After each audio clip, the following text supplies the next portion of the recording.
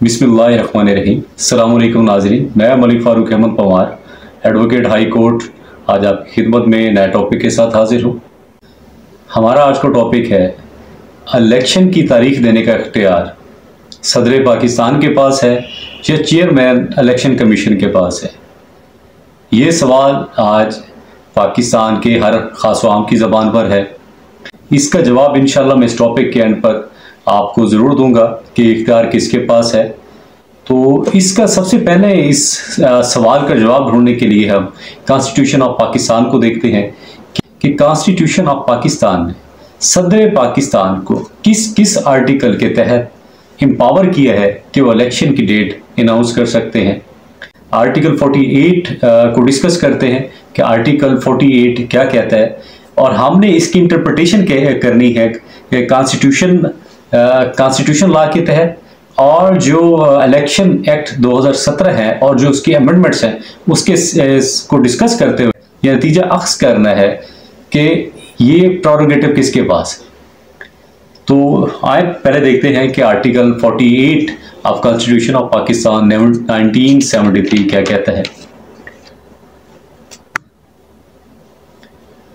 Article 48 class 1 ये कहता है, in the exercise of function the president shell act in according with the advice of the cabinet और the prime minister. यानी constitution का article 48 ये कहता है कि सदर पाकिस्तान ने अपने जो फंक्शन परफॉर्म करने हैं वो इन अकॉर्डेंस यानी जो कबीना और प्राइम मिनिस्टर उनको एडवाइस देंगे उसके हिसाब से उन्होंने उस तरीके से अपने जो फंक्शन है अपनी जो ड्यूटीज़ हैं उस तरीके से उसको अंजाम दें। इसमें एक प्रोवाइजो है इस आर्टिकल के अंदर क्लास 1 में, वो ये कहता है, provided that the president may required the cabinet or as the case may be the prime minister to reconsider such advice either generally or otherwise and the president shall act in accordance with the advice tendered after such reconsideration।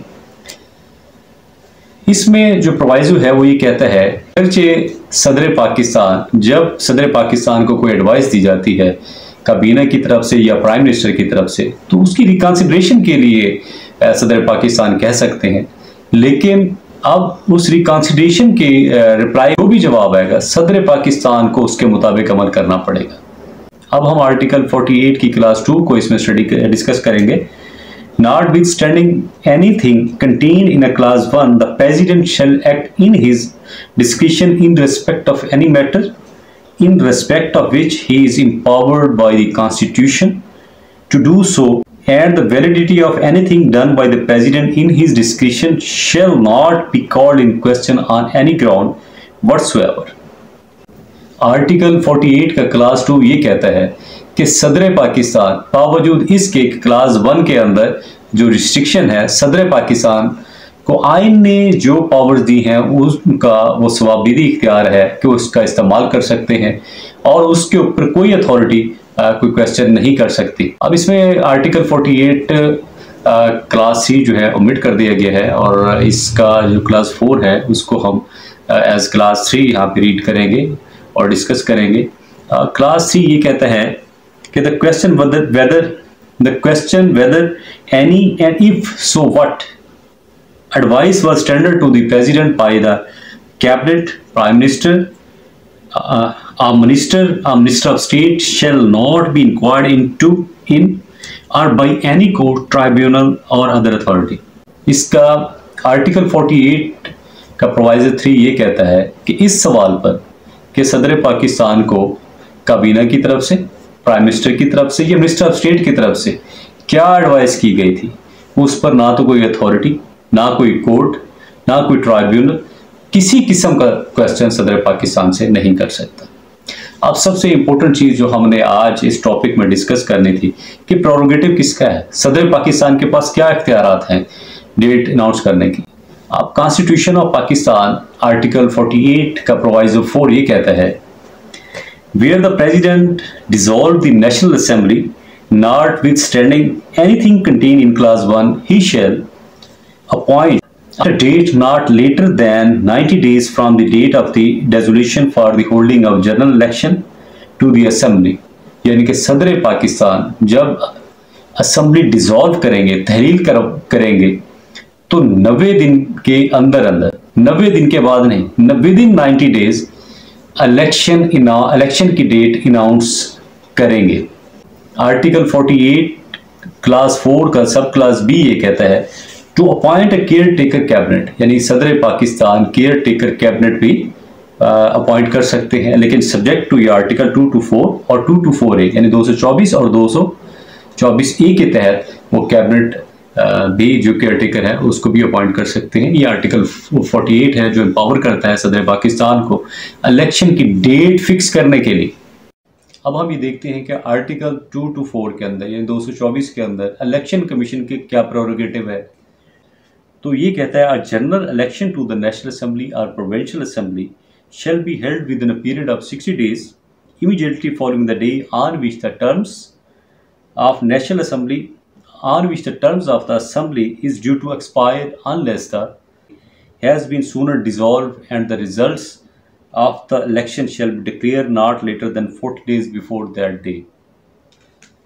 Article 224 ये कहता है कि election commission सिर्फ election करा सकता है national assembly और provincial assembly का अगर वो अपना टेन्योर पूरा कर जाए तो 60 दिन के अंदर अंदर, और जो उसका रिजल्ट अनाउंस करेगा इलेक्शन कमीशन, तो वो 14 डेज में वो इलेक्शन का रिजल्ट जो है किसी भी वजह से लेट है तो 14 डेज के अंदर उसको अनाउंस करने का पाबंद है। आर्टिकल 224 का 1A और 1B डिस्कस करते हैं केयर टेकर सेटअप किस तरह अपॉइंट होता है जब असेंबली तहरील होती हैं। इसमें केयर टेकर सेटअप से मुराद केयर टेकर प्राइम मिनिस्टर और उसकी kabina का जो प्रोसीजर है वो 1A और 1B के अंदर है। आज हम अपने टॉपिक के साथ स्टिक रहेंगे। तो आर्टिकल 2 to 4 का यानी 224 का क्लास 2 ये कहता है When the National Assembly or Provincial Assembly is dissolved, a general election to the Assembly shall be held within a period of 90 days after the dissolution, and the results of the election shall be declared not later than 14 days after the conclusion of the polls। इसमें बड़ा clear role mention है election commission का कि जब भी assembly dissolve होंगी 90 दिन के अंदर इलेक्शन कराने। इसमें कॉन्स्टिट्यूशन ने कहीं भी रूप नहीं दिया कि 90 से या 90 डेज से 91 करने हैं, 92 करने हैं। इसमें बिफोर 90 डेज जो भी डेट फिक्स होगी in consultation with election commission by president of Pakistan, तो वो डेट फिक्स की जाएगी इलेक्शन के लिए, जनरल इलेक्शन के लिए। 2023 में इलेक्शन कमीशन को एम्पावर करने के लिए इलेक्शन एक्ट 2017 में अमेंडमेंट्स की जाती है। अब ये अमेंडमेंट्स कुछ सेक्शन भी हैं जिसमें सेक्शन 57 और 58 बहुत इंपॉर्टेंट सेक्शन है जिसमें बहुत सी चीज़ें बदलने की कोशिश की गई। अब सेक्शन 57 इलेक्शन एक्ट का ये कहता है subject to constitution the commission shall by notification in the official gazette announce the date or dates as the case may be of the general election। इसमें सबसे important word subject to constitution, कि अगर constitution यानी आइन की मंशा है तो इलेक्शन कमीशन नोटिफिकेशन के जरिए डेट यानी तारीख या तारीखें इलेक्शन की, जिससे क्योंकि इलेक्शन में मुख्तलिफ प्रोसीजर होते हैं तो मुख्तलिफ डेट्स इलेक्शन कमीशन ने फिक्स कर सकते हैं। अब ये सेक्शन कह रहा है सब्जेक्ट टू कॉन्स्टिट्यूशन कह रहा है। तो हमने आर्टिकल 48 में ऑलरेडी डिस्कस किया है कि 90 दिन के अंदर इलेक्शन होने और सदर पाकिस्तान ने डेट अनाउंस करनी है इसकी, तो इसका मतलब है कॉन्स्टिट्यूशन इसको अलाउ नहीं कर रहा। अब हम ये देखेंगे कि कॉन्स्टिट्यूशन इसको अलाउ क्यों नहीं कर रहा, ये क्यों इफेक्टिव नहीं हो सकती, ये सेक्शन क्यों इफेक्टिव नहीं हो सकता। अब एक और अमेंडमेंट है सेक्शन 58 के तहत, ये हम 57 और 58 डिस्कस करने के बाद हम मजीद जाएंगे आइन को, इसमें इंटरप्रेट देखेंगे कि आइन मजीद इसमें क्या हेल्प करता है कि किसका प्रोरोगेटिव है। अब हमने प्रोरोगेटिव डिस्कस करना है इसमें कि इलेक्शन की डेट कौन अनाउंस कर सकता है। तो आइन ये कहता है कि सदर पाकिस्तान कर सकता है। एक्ट जो सब्जेक्ट टू कॉन्स्टिट्यूशन है वो ये कहता है नहीं, इलेक्शन कमीशन कर सकता है। हम ये देखते हैं क्या आइन ओवरराइड करेगा एक्ट के ऊपर, ये एक्ट ओवरराइड करेगा आइन के ऊपर। अब हम उससे पहले हम ये देखते हैं कि इसका सेक्शन 58 क्या कहता है। अमेंडमेंट के बाद सेक्शन 58 ये कहता है सब्जेक्ट टू कॉन्स्टिट्यूशन यानी जो कॉन्स्टिट्यूशन की मंशा है बावजूद इसके anything contained In section 57, the commission may at any time after the issuance of notification under subsection 1 of that section make such alterations in the election program announced in that notification for different stages of the election, or may issue a fresh election program with fresh poll date or dates as may, in its opinion, to be recorded in writing be necessary for the purpose of this act. यानी अगर आइन की मंशा है बावजूद इसके कि अगर डेट अनाउंस हो गई है, जिस तरह 57 में उनको एम्पावर किया गया इलेक्शन कमीशन को, अगर उन्होंने कोई डेट इलेक्शन की अनाउंस कर दी है, किसी भी वजह से इलेक्शन कमीशन चाहे तो वो डेट बदल सकता है, कोई और डेट दे सकता है या डेट्स दे सकता है, वो सारे प्रोसीजर को अडॉप्ट करने के लिए उनका प्रोरोगेटिव है। तो अब ये तो एक्ट है 2017 का जिसको अमेंड किया गया है। अब हम ये देखते हैं कि क्या आइन इस एक्ट को अलाउ करता है। अब हम इसको मज़ीद देखते हैं कि ये क्यों जो है कॉन्स्टिट्यूशन सुप्रीम होता है। तो आर्टिकल 5 ये कहता है, इसमें मेरी कानूनी राय ये है कि अगर कोई एक्ट बनता है और वो कंट्राडिक्टी हो कॉन्स्टिट्यूशन के, तो वो इनफ्रक्चुअस होता है, वाइड होता है, उसकी वैल्यू कोई नहीं होती। Loyalty to state and obedience to constitution and law.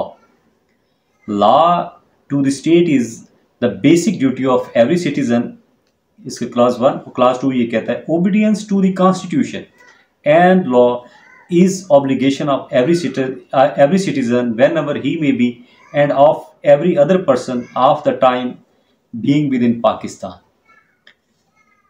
इसमें जो दो वर्ड हैं, obligation to constitution law is the obligation of every citizen, यानी आइन को oblige करना और कानून को oblige करना हर सिटीजन की जिम्मेदारी है। इस पे जो लेजिस्लेटर की इंटेंट है, जब भी कानून लिखा जाता है, जब भी कोई चीज़ इनेक्ट होती है, उसमें जो पहले लेजिस्लेटर जिस चीज़ को प्लेस करता है वो ओवरराइड करती है सब्सिक्वेंट चीज़ के ऊपर। अब पहला इस सेंटेंस के अंदर है दी कॉन्स्टिट्यूशन, सब obligation to the constitution and law is obligation of every citizen, यानी उसके बाद लॉ है, पहले कॉन्स्टिट्यूशन है फिर लॉ है। ये इंटरप्रिटेशन है इस आर्टिकल की कि सबसे जो सुप्रीम है वो आर्टिकल कॉन्स्टिट्यूशन है और उसके बाद लॉ है। मजीद हम देखते हैं। अब हम इसमें जो फेडरल और जो प्रोविंशियल लॉज हैं उसके बारे में आर्टिकल 141 डिस्कस करते हैं। आर्टिकल 141 ये डिस्कस करता है सब्जेक्ट टू कॉन्स्टिट्यूशन, यानी अगर आइन की मंशा है may make laws for the whole और any part of Pakistan and a provincial assembly may make laws for the province और एनी पार्ट देयर ऑफ, यानी जो मजलिस शूरा है वो फेडरल लॉज बनाती है और जो प्रोविंशियल असेंबली है वो प्रोविंशियल लॉज बनाती है पाकिस्तान में। तो अब जो भी फेडरल लॉ है या प्रोविंशियल असेंबली ने कोई लॉ पास किया है, कोई एक्ट इनेक्ट हुआ है, तो एक्ट इनेक्ट होने में अगर आइन की जो मंशा है उसके मुताबिक होगा। अब इसमें जो इम्पोर्टेंट चीज़ ये है कि आर्टिकल 48 सदर पाकिस्तान को एम्पावर करता है, उसका प्रोरोगेटिव देता है कि वो डेट फिक्स करें एक जनरल इलेक्शन की, और रिस्पॉन्सिबिलिटीज़ इम्पोज होती हैं इलेक्शन कमीशन पे कि 90 दिन के अंदर इलेक्शन कंडक्ट करना है, इस प्रोसीजर को मेंटेन करना है। और इलेक्शन कमीशन को एम्पावर करने के लिए section 57, 58 election commission act 2017 introduce कराया गया। अब ये इंट्रोड्यूस कराते हुए एक सबसे बड़ा प्रॉब्लम इसमें ये आया कि सबसे पहले आइन के अंदर अमेंडमेंट होती, कॉन्स्टिट्यूशन में अमेंडमेंट होती। कॉन्स्टिट्यूशन में अमेंडमेंट किए बगैर एक एक्ट जो कॉन्स्टिट्यूशन को कन्फ्रंट करता है और एम्पावर कर रहा है इलेक्शन कमीशन को ये कि वो डेट अनाउंस कर सकता है, इसका मतलब ये है कि एक्ट की जो पावर्स हैं वो कॉन्स्टिट्यूशन से ज़्यादा हैं। तो आईन पाकिस्तान ये कहता है कि जो भी एक्ट है वो सबऑर्डिनेट टू कॉन्स्टिट्यूशन है। तो इसीलिए तो जो प्रोरोगेटिव है इलेक्शन की डेट अनाउंस करने का वो सिर्फ और सिर्फ सदर पाकिस्तान के पास है, इलेक्शन की डेट अनाउंस करने का। कोई भी एक्ट जो कन्फ्रंट करेगा कॉन्स्टिट्यूशन को वो वाइड है, इनफ्रक्चुअस है, और ये तब तक काबिल अमल नहीं होता जब तक आइन में अमेंडमेंट करके सदर पाकिस्तान की पावर्स को रिड्यूस किया जाता और इन्हेंस की जाती इलेक्शन कमीशन की पावर्स कॉन्स्टिट्यूशन के अंदर, तो तब ये एक्ट इम्प्लीमेंटेबल था, काबिल अमल था। तो अदरवाइज इस सिचुएशन के अंदर मेरी जो कानून की इंटरप्रिटेशन है, जो मैं interpretation being student of law करता हूँ, तो मैं मेरी इंटरप्रिटेशन ये है कि ये प्रोरोगेटिव सिर्फ और सिर्फ सदर पाकिस्तान के पास। इसके relevant section article 48 constitution, article 58 constitution, article 224 constitution और आर्टिकल 5, आर्टिकल 141, तो ये आर्टिकल सारे एम्पावर करते हैं प्रेसिडेंट ऑफ पाकिस्तान को। और सेक्शन 50 जो एक्ट है 2017 इलेक्शन कमीशन एक्ट, वो सब्जेक्ट टू कॉन्स्टिट्यूशन है, तो वो उस वक्त तक काबिल अमल नहीं है जब तक कॉन्स्टिट्यूशन के अंदर अमेंडमेंट ना हो जाए। तो इस वजह से जो अभी प्रोरोगेटिव है वो सदर पाकिस्तान के पास है। और मैं उम्मीद करता हूं कि मैंने आपके सवाल का जवाब दे दिया होगा, और अगर फिर भी कोई बात रह गई हो तो मेरे चैनल को सब्सक्राइब करें और मैं अपनी क्वेरी ड्रॉप करें। इंशाल्लाह मैं इसका जवाब ज़रूर दूंगा। चाहूँगा। अल्लाह हाफिज़।